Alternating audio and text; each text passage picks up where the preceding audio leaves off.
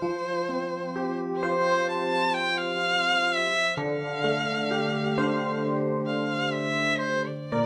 hả chị một chè không? Nói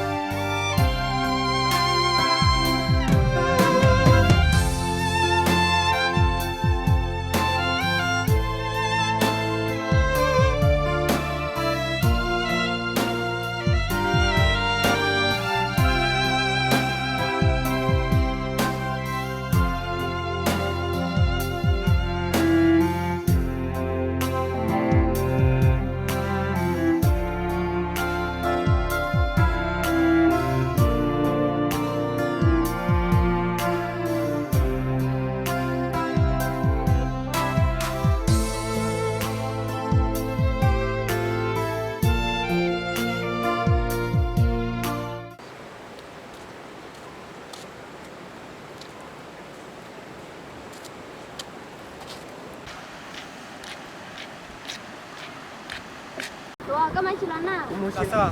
Ê, tụi nó nè, lấy tụi nó. Tụi nó lo giờ cũng tụi con nhiều. Tua, giờ cái đi con nước cái lấy xin này, cho cái chị mình có nhiều lời thế.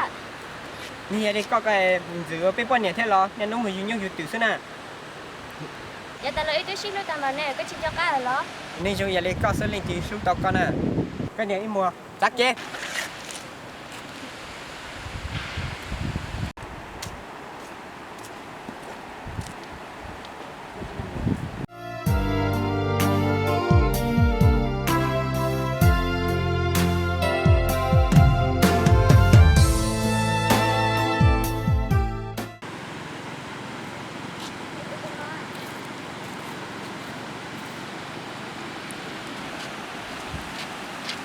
Cái này thì cũng chịu được lo, có chỉ sống non được chỉnh trong lễ cúng nè.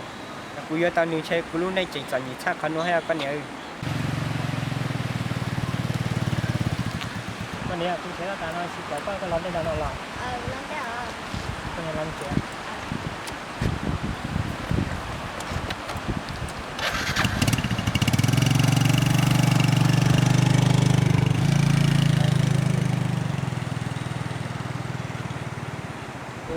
Sao để chơi chọn những cái tao chỉ hay tao chỉ tính luôn nè.